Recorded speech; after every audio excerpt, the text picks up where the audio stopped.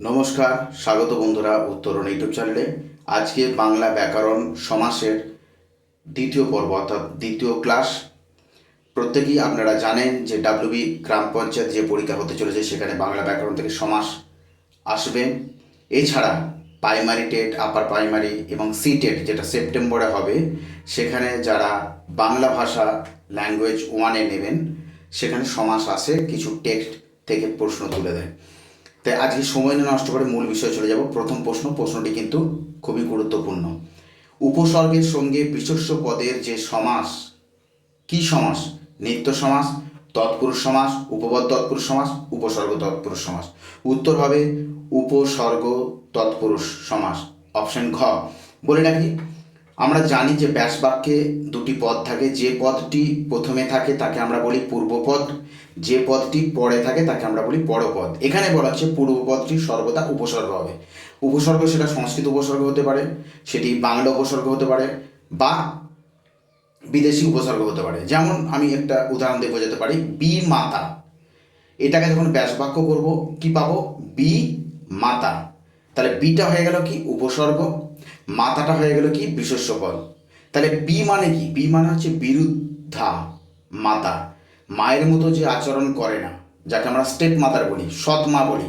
প্রকৃত আমাদের মায়ের মতো আচরণ করেন না উনি, তার জন্যে বি মাতা, বিরুদ্ধা মাতা। মাতার যে অনুরূপ যে আচরণগুলো করা উচিত তাই করার, বি মাতা। তাহলে এখানে বি হয়ে গেল কি? উপসর্গ। গড় মিল, গড় মানে কি? অভাব। গড় মিল, তাহলে কিসের অভাব? মিলনের অভাব, মিলের অভাব, গড় মিল। তাহলে এই ধরনের যে সমাসগুলো পড়বে তখন আমরা নিশ্চিত জেনে যাবো এটা উপসর্গ। প্রশ্ন ভিভিআই, সমাসের বর্তমান শ্রেণী বিভাগ কটি? 7টি, 8টি, 9টি, 10টি। প্রত্যেকেই আমরা জানি সমাস 4 প্রকার। সমাস ও চতুর্বিধ, এটা সংস্কৃতেও আছে। কি কি? দ্বন্দ্ব সমাস, আমরা জানি তৎপুরুষ সমাস, বহুব্রীহি সমাস এবং অব্যয়ীভাব সমাস। আবার বলে রাখি, এর আগের ভিডিওতে আমরা আলোচনা করে নিয়েছি, ডক্টর সুনীতি কুমার চট্টোপাধ্যায় সমাসকে 3 ভাগে ভাগ করেছেন: সংযোগমূলক সমাস, বর্ণনামূলক সমাস এবং ব্যাখ্যামূলক সমাস। এখানে বর্তমানে বাংলার বৈয়াকরণরা সমাসকে 9টা শ্রেণীতে ভাগ করেছে। তাহলে উত্তর হবে অপশন গ, 9টি। কি কি? দ্বন্দ্ব, দ্বিগু, বহুব্রীহি, অব্যয়ীভাব, তৎপুরুষ, তারপরে কর্মধারায়, নিত্য সমাস, অলুপ সমাস এবং বাক্যাশ্রয়ী সমাস। এই হলো 9টি সমাস। চলে যাব পরবর্তী প্রশ্নে। চলে এলাম পরবর্তী প্রশ্ন। একটি উদাহরণ দেওয়া হয়েছে, ঢেঁকি দ্বারা ছাঁটা। ঢেঁকি ছাঁটা কি সমাস? কর্ম তৎপুরুষ, অপাদান তৎপুরুষ, করণ তৎপুরুষ, নিমিত্ত তৎপুরুষ। প্রত্যেকেই আমরা জানি এটি তৎপুরুষ সমাসেরই উদাহরণ। এখানে যেহেতু দ্বারা, দিয়া, কর্তৃক এগুলো যদি থাকে আমরা নিশ্চিত জানি সেটা কি হয়? করণ তৎপুরুষ হয়। তাহলে এখানে দ্বারা কথাটি আছে, কিসের দ্বারা ছাঁটা? না, ঢেঁকির দ্বারা ছাঁটা। তাহলে এখানে কি হবে? অপশন গ, করণ তৎপুরুষ। চলে এলাম পরবর্তী প্রশ্ন, সিন্দুরের মতো রাঙা। সিন্দুর রাঙা কি সমাস? উপমান কর্মধারয়, উপমিত কর্মধারয়, রূপক কর্মধারয়, উপমায়ক বহুব্রীহি।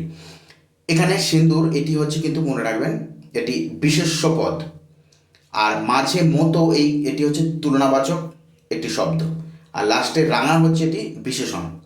আমরা জানি যে যে কর্মধারয় সমাসে বিশেষ্য পদের সঙ্গে বিশেষ্য পদের, বিশেষণ পদের সঙ্গে বিশেষণ পদের, কিংবা বিশেষ্য পদের সঙ্গে বিশেষণ পদের যে সমাস হয় তাকে আমরা কর্মধারয় সমাস হয়। কিন্তু উপমান কর্মধারয় কী বলা হচ্ছে? প্রথমে উপমানবাচক শব্দটি থাকবে পূর্বপদে, তারপরে মাঝে তুলনাবাচক শব্দ থাকবে, আর শেষে কি থাকবে? বিশেষ্য পদ থাকবে, অর্থাৎ সাধারণ ধর্মবাচক পদের সঙ্গে সমাস হবে। তাহলে সিঁদুরের রং কি? রাঙা, অর্থাৎ লাল।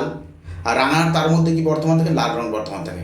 তাহলে এখানে লাল রংটা তুলনা হচ্ছে কার সাথে? সিঁদুরের সঙ্গে। তাহলে সিঁদুর হয়ে গেল উপমান কর্মধারয় সমাস। চলে এলাম পরবর্তী প্রশ্ন, আমরা সমাসের ব্যাস বাক্য কি? সে, তুমি ও আমি, আপনি, সে ও আমি, না তুমি, আমি ও সে, না তুমি, সে ও আমি। এখানে উত্তর হবে অপশন গ, তুমি, আমি ও সে। বলে রাখি এটি কিন্তু একশেষ দ্বন্দ্বের উদাহরণ। মনে রাখবেন একশেষ দ্বন্দ্ব। একোষশ দ্বন্দ্ব কাকে বলে? না, যে দ্বন্দ্ব সমাসে ব্যাস বাক্যে একটি মাত্র পদ থাকে কিন্তু বাকি পদগুলো নিবৃত্ত হয়, সেগুলোকে আমরা একোষশ দ্বন্দ্বে বলবো। তাহলে উত্তরটা কি হবে? তুমি, আমি ও সে। এটি হলো একোষশ দ্বন্দ্বের উদাহরণ। চলে যাব পরবর্তী প্রশ্নে। চলে এলাম পরবর্তী প্রশ্ন। সমাসবদ্ধ পদকে ভাঙলে যে বাক্য বা বাক্যাংশ পাওয়া যায় তা কি? সমসমান পদ, সমস্ত পদ, পরপদ না ব্যাস বাক্য? অবশ্যই উত্তর হবে এখানে অপশন ঘ, ব্যাস বাক্য। সমাসবদ্ধ পদকে যেমন আমি ভেঙে বুঝিয়ে দিই। বিনা পানি, এটা হচ্ছে সমাসবদ্ধ পদ।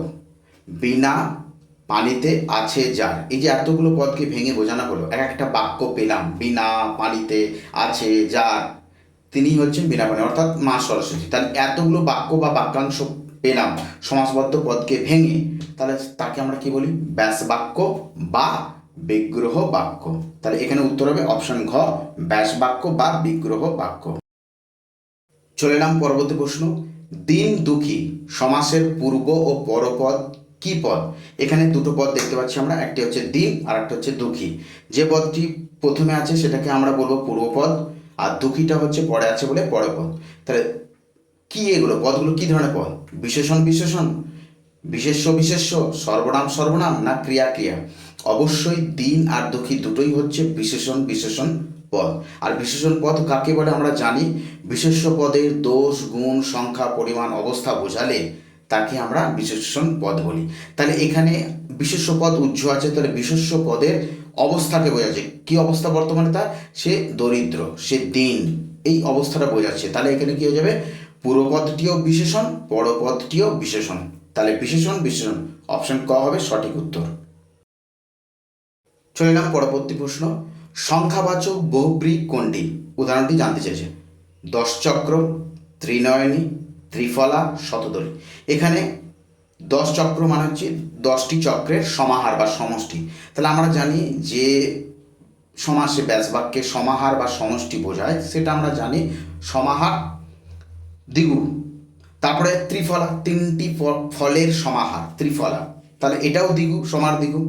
শতদলী, শত দলের সমাহার, তাহলে তার আমরা শতদলী বলি। এখানে ত্রিনয়নী, ত্রিনয়নী অর্থাৎ ত্রিনয়ন যার, এখানে একটু মনে রাখতে হবে নয়নী স্ত্রীলিঙ্গে আছে। এটা যদি নয়ন বলতো তাহলে কিন্তু পুংলিঙ্গ হতো, নয়নী স্ত্রীলিঙ্গে, তাহলে কি হবে?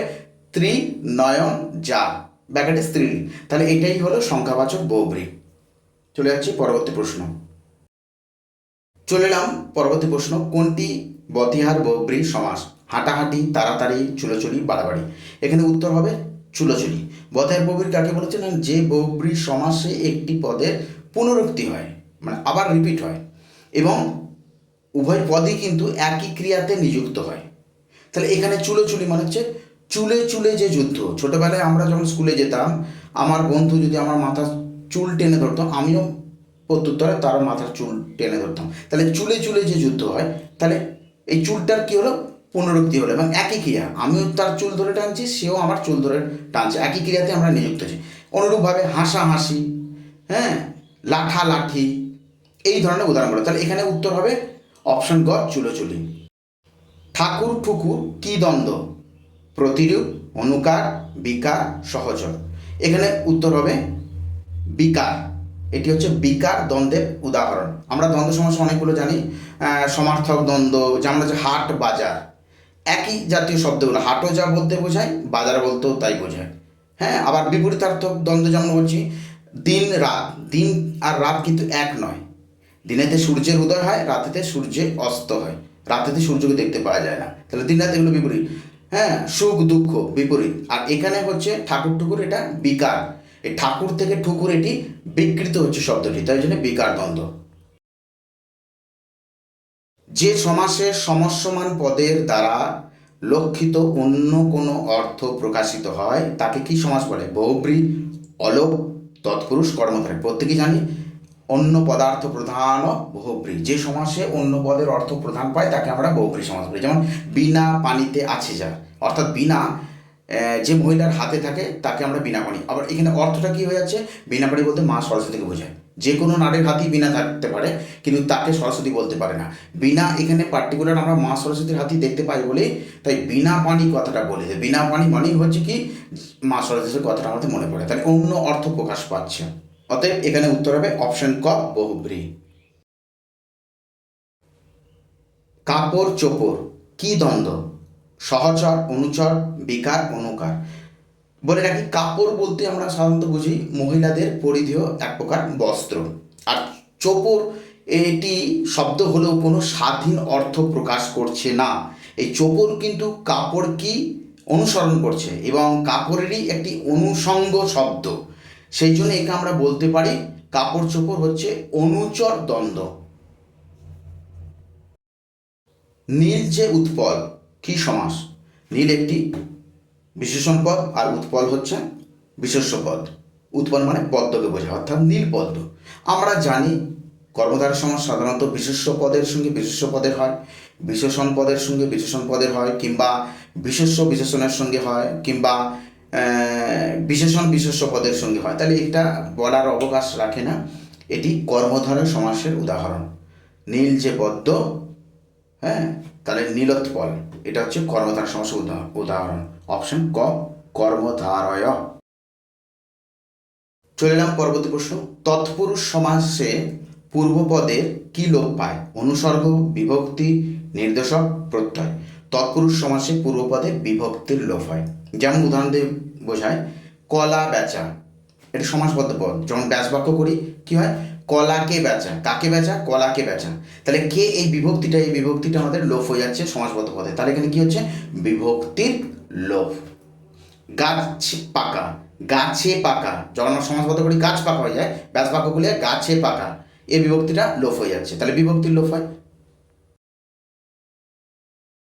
অর্থ গৌরবের গৌরবটি কি? ব্যাস বাক্য, সমস্যমান পদ, সমস্ত পদ, না পরপদ? অর্থ গৌরব, তাহলে কি হবে? অর্থের গৌরব, তাহলে গৌরব হচ্ছে পরপদ। উত্তর হবে অপশন ঘ, পরে আছে বলে পরপদ। দ্বন্দ্ব সমাসের ব্যাকরণগত অর্থ কি? ব্যাখ্যামূলক সমাস, বর্ণনামূলক সমাস, সংযোগমূলক সমাস, অলোপ সমাস। এর আগের ভিডিওতে আমি আলোচনা করছি প্রথম পর্বেতে যে ডক্টর সুনীতি কুমার চট্টোপাধ্যায় সমাজকে তিন ভাগে ভাগ করেছেন ব্যাকরণগত অর্থ দিক থেকে। একটা হচ্ছে সংযোগমূলক সমাস, বর্ণনামূলক সমাস, ব্যাখ্যামূলক সমাস। আর দ্বন্দ্ব মানেই হচ্ছে সংযোগমূলক সমাস, একটি পদের সঙ্গে আরেকটি পদের সংযোগ ঘটায় এবং মাঝখানে একটি সংযোগবাচক পদ বসে, ও এবং রাম এবং শ্যাম, এই ধরনের পদগুলো, তাহলে সংযোগমূলক সমাস। চলে যাবো পরবর্তী প্রশ্ন। কাঁচা পাকা এর ব্যাস বাক্য হলো কাঁচা ও পাকা, কাঁচা যে পাকা, কাঁচা অথচ পাকা, না কাঁচা না পাকা। এর উত্তর যদি জানা থাকে অবশ্যই আপনারা কমেন্টে জানাবেন বন্ধুরা। আজকে এই পর্যন্ত থাকুক। ইতিপূর্বে প্রথম পর্ব কিছু গুরুত্বপূর্ণ প্রশ্ন তুলে ধরেছি, এই ভিডিওর ডেসক্রিপশনে সেই ভিডিওটির লিঙ্ক দেওয়া থাকবে, আপনারা লিঙ্কটি চেপে ধরলে সেটি ভিডিওটি দেখতে পাবেন। অবশ্যই দেখবেন, নাহলে প্রশ্নগুলো পরপর সিরিজ অনুযায়ী তুলে ধরছি। ভালো থাকুন, সুস্থ থাকুন, ধন্যবাদ।